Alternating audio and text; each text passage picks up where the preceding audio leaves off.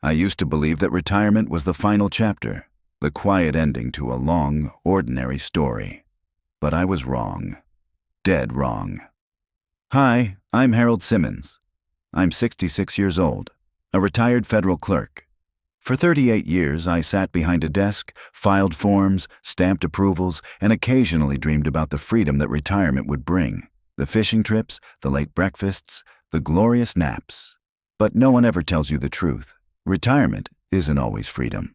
Sometimes, it's a void.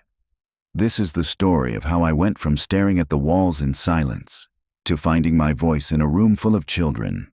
How I went from being nobody to becoming someone a little girl once called a superhero grandpa. The first Monday without work was a novelty. I slept in, made a slow breakfast, sat in my robe watching the morning news like I'd won some kind of invisible lottery. But by Thursday, I was restless. By week 2, I was hollow. I tried puzzles, tried gardening, tried watching old movies. I even signed up for a senior Tai Chi class at the community center. But nothing felt like me. For nearly 4 decades, I knew exactly where to be and what to do. And now, I didn't matter to anyone. I wasn't needed. The phone didn't ring.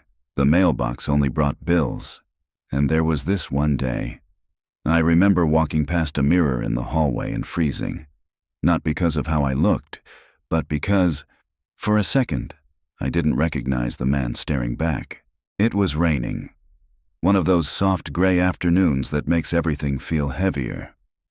I put on my coat and wandered down the street just to move my legs.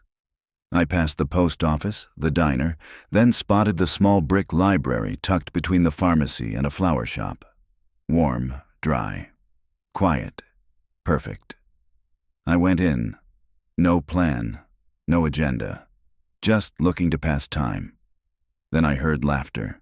Tiny, unfiltered laughter, coming from the back. I followed the sound and found the children's corner. A woman sat in a rocking chair, animatedly reading aloud to about a dozen kids seated on beanbags.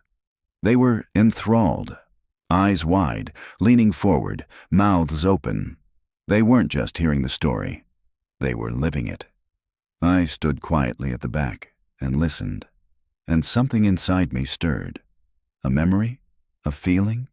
I didn't know, but I knew I wanted to feel it again. The next Thursday, I came back.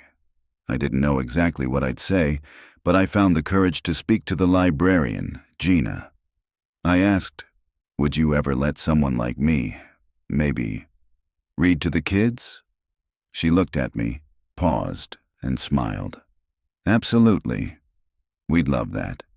The following week, I showed up early, sweater ironed, glasses polished. I had chosen The Gruffalo, a story my daughter used to love.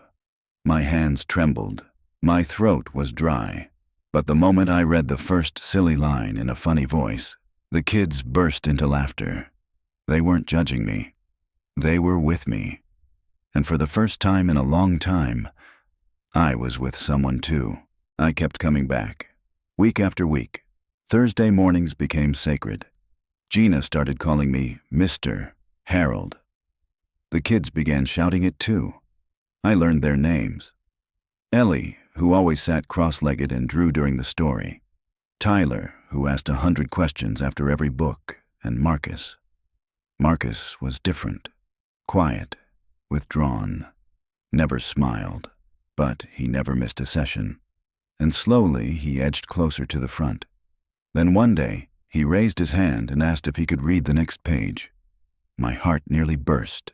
His mother pulled me aside after and whispered, "He doesn't even talk much at school. I don't know what you did, but thank you."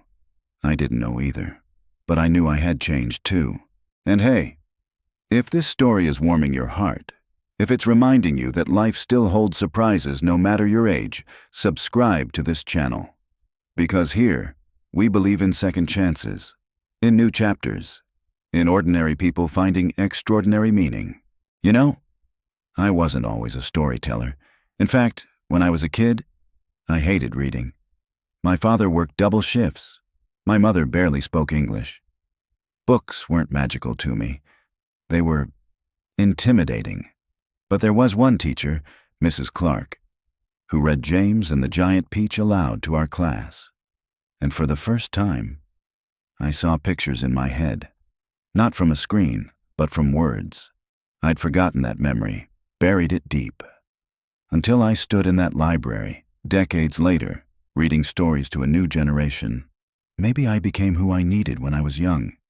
Maybe that's what second chances really are. They say retirement is when your work ends, but that's only true if your purpose ends too. I didn't need another paycheck. I needed meaning. And I found it in a room full of tiny feet and big imaginations. So if you're nearing the end of a chapter, don't close the book just yet. There might be an epilogue worth living, or maybe a sequel you never saw coming. You're never too old to matter.